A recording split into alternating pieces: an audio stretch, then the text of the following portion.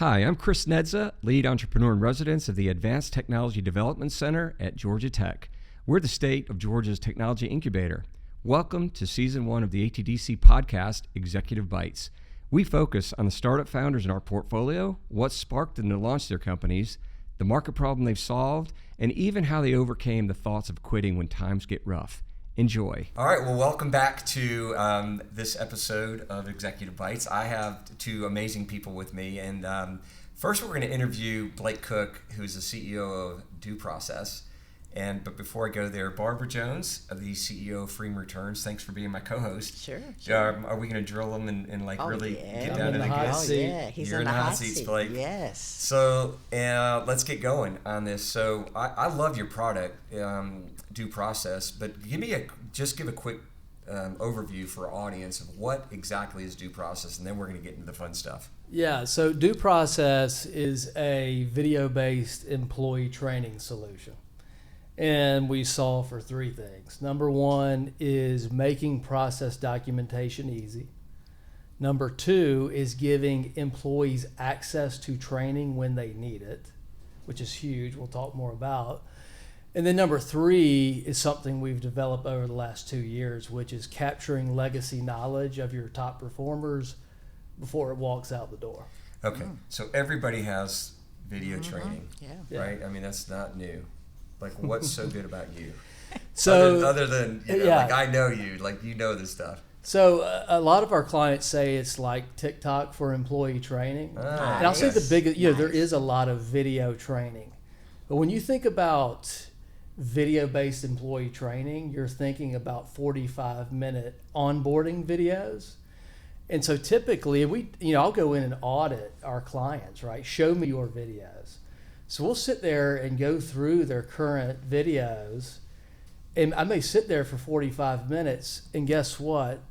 None of that content had anything to do with your job. So you actually told me something that made this Wow. made me understand better about what you guys do. He said, okay, Chris, if your toilet goes out and you have to fix it, you can call the plumber, fix it yourself. I'm like, yeah, I'm going to try to fix it. What do you do?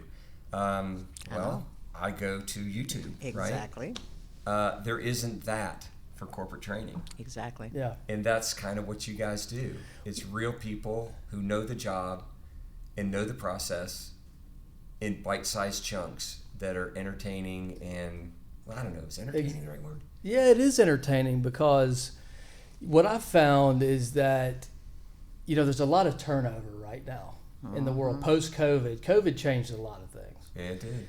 One of those being turnover rates. People just don't want to stay at the same spot for 30 years. My father worked for Merck Chemical for 31 years, right? Yep.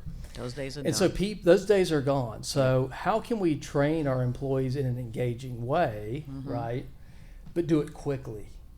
And I don't know if you know this, but employees are humans. I did not know that. I Right? thought they were bots. I got an agent bot named Yeah, I thought they were Julia. bots. That's right. But it's so funny in the workforce, and just like you said, these people leave work and they learn everything else in their life That's true. from short, digestible videos. But for some reason, when it comes to HR tech, employee training, we're going to give you a 17-slide PowerPoint presentation. Here's a Not written work. manual that comes with it. And by the way, you got to sit with Ronnie on OJT for 2 weeks. The thing with Ronnie is he stinks at his job, right? Potentially. And so Samantha. So on who's the job training is led by an employee, right? And Yeah. they are not necessarily the superstars of the job. Right, and they may think you're coming in for their job, That's right? right. And so he doesn't want to train you anyway. That's what I've seen. That's a biggie. And I'd mentioned briefly on legacy knowledge too, right? So we don't use paid actors. We search the entire company and go, who is the best person in this position or to fulfill this SOP, right? They know who it is very quickly.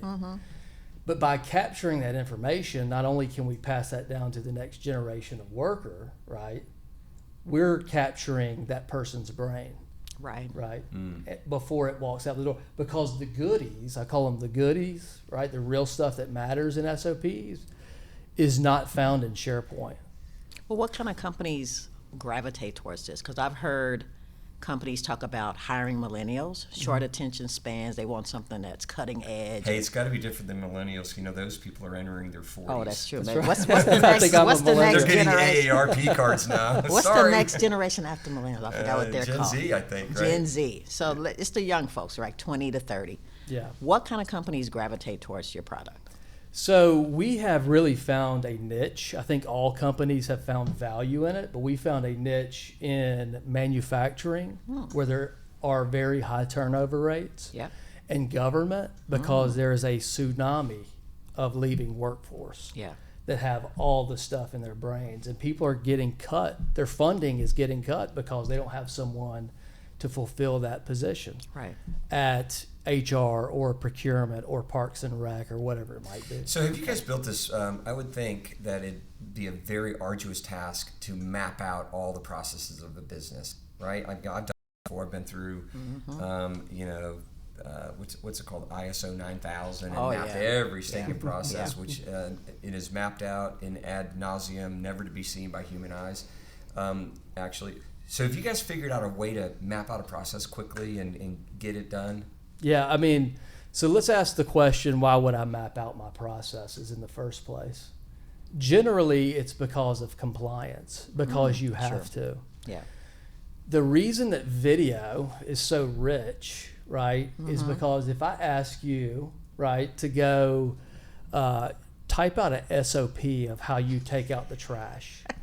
You got to go into SharePoint, find the file folder, pull it up, sit in front of a Word doc for 16 minutes, and then it's done. By the way, you got to do this 1,000 times because you got 1,000 SOPs. Right.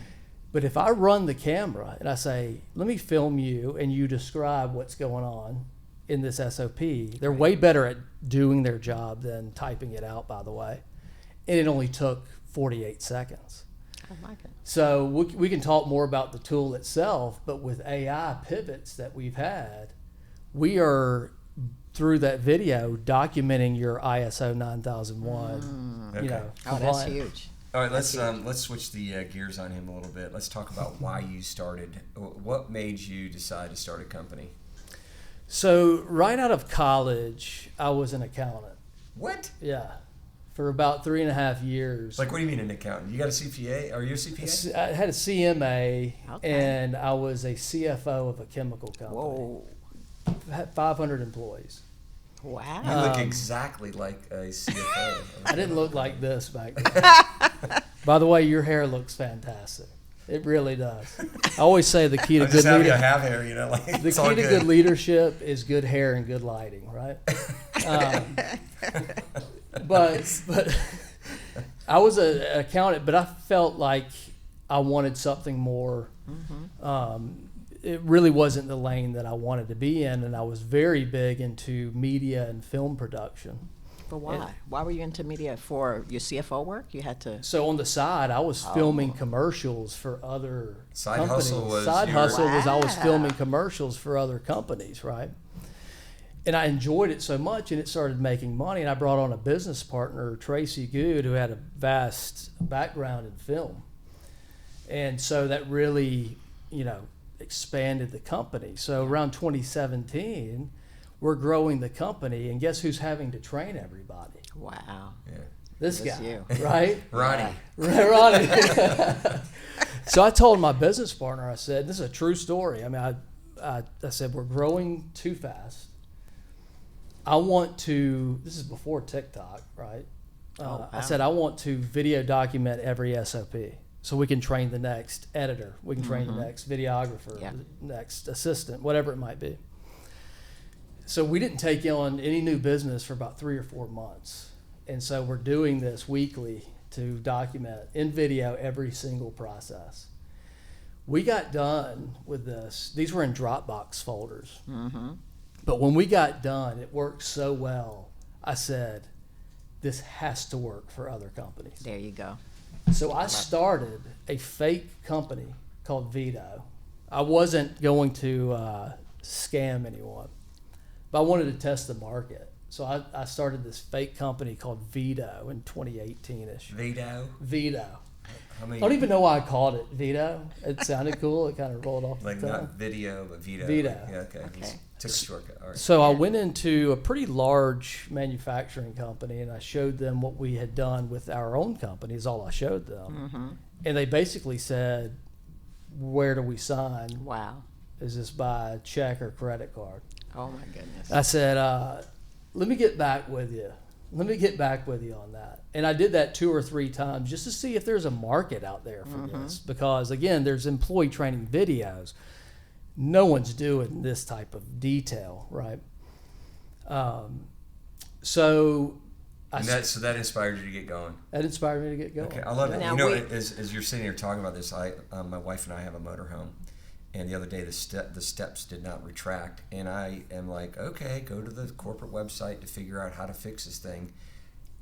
I got the operating manual for it just drives me nuts. It's like, please give me someplace. I think that. Exactly. Sorry, I mean, I'm gonna hook you up with my. Have you ever put together a play set or a basketball goal? Have I ever? Yeah, well, I have 6 I sons. I haven't. put it all together. All you Wow. want is step by Because step it's broken. Yeah, Yeah. that's it. instructional videos that just guide you through this thing. That's what employees want Yeah. in their day-to-day job. Everybody does, right? Yeah. Okay. Well, Chris, I want to dive into one thing he said. So he talked to 3 customers, it sounds like, and he was ready to go. And Okay. we as entrepreneurs always hear customer discovery, 100 people you got to interview. You went forward with 3.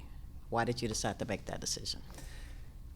Honestly, to go back to what I was saying earlier, it worked so well for me, it wasn't very difficult to believe in it, right? And even now when I make sales, it still doesn't feel like a sale because I use it every day myself. Yeah. This sounds funny, but this is also a true story. I do this with my children, right? Wow. We film how to do chores, right? Get out of here. How to love put up that. the laundry and where it goes. That's exactly how my There's- dad did it. but think about it, right? And I want to mention this. Like, I always say that employment is kind of like a basketball team, and you assembled this awesome team of people. And you send them out on the court, and there's no lines on the court. There's no free throw line. There's no 3-point line. There's no goal. Sure. And we sit back and go, why do they stink so bad? Yeah. Right? If Exactly. we can set our employees up to win, it is the fastest way to increase both your bottom line and your efficiency. Wow. Yeah, I agree with you. Okay, I love so it. I love where you were going. Like, okay, so you kind of shortcut it to 100 down to 3. You believe in your product. Now let's get into the pain, Yes. because it's all rosy being the CEO of a startup, right? No. What are some of the things that you're like lessons learned that you wish somebody would have told you? I know you didn't video it. This is you can't video your nightmare dreams that wake you up at 3 a.m. Yeah, I mean, I'm sure you've heard this saying. I heard someone say it the other day. Being a startup is like staring into the abyss and chewing on glass. I hadn't heard that one, but it resonates. So many days, it definitely feels like that, you know. But, you know, the challenges, I would say, is kind of balancing, do I bootstrap this thing? It's money. I mean, let's Yeah, be honest. That's the big one. Yeah. Money is a big factor in these types of plays because, you know, this is my baby. I want to take care of it. Do I want to take on venture capital? Do I want somebody kind of overseeing what's going on? I'm making enough money to kind of control this thing, but I really want to expand across the entire world because everybody needs it. Yes. It's that balancing act of every day and having to live with these decisions that you do or don't make. Yeah, I think that's probably one of the good things about ATDC. You've got these mentors and people who have done it Exactly. and smashed their face against the wall a few times. But Barbara, it is tough, isn't it? It's very tough. And then when you do just have the cure for cancer and the VC should sign up, it's not easy to get their attention sometimes. You still can't get it. Yeah. Well, I mean, I wonder, do you worry about, because you said you started this before TikTok and obviously before AI. Do you worry about TikTok AI? Because people can do this. They can create videos. Do you worry about those type of things for your product? In so many of the actual companies that we work with, TikTok is banned, number one. Okay. what we do is not rocket science, but it is genius. And what I've learned over the last 4 years is that it's one of those things that's necessary and no one's going to take the time out to do it. On the AI front, luckily we kind of embraced AI very early on, right? That's good. And I knew that video was going to be data rich one day in 2017, 2018, 19. And I knew how effective that was in training as opposed to written manuals. But with AI, we're embracing that just with, like I said, we've filmed these SOPs and our agent or LLM spits out your documented processes. I love it. So it just makes you work faster. I think that's No the doubt. key. Is it helps you scale bigger, faster. Yeah. Helps your companies. I mean, because it just automates in the processes. All right, I want to know something. This is my question to all of the hot seat people. Uh-oh. Have you ever wanted to quit? You mean like yesterday? Or? So there's a follow-on. So the first is, have you ever wanted to quit? And then what do you do to grind through? Because, the problem with being a CEO of a startup and taking any capital or investors, whatever, you can't quit. You can't go get another job because your butt's on the line. Your name is on the leases. Your name, but still, it's rough, right? Or has it all been easy for you? Me? Yes. Yeah. You're on the hot seat. So We'll get Barbara I later. would say that, I have this other company, the Levy Media company, and I've been in other places. I always thought a mission statement was kind of fluff. You know what I mean? Like, oh, this is something you're just supposed to write down. Next, let's actually go get business. If your mission means something to you, it's more than money. It's more than pain, right?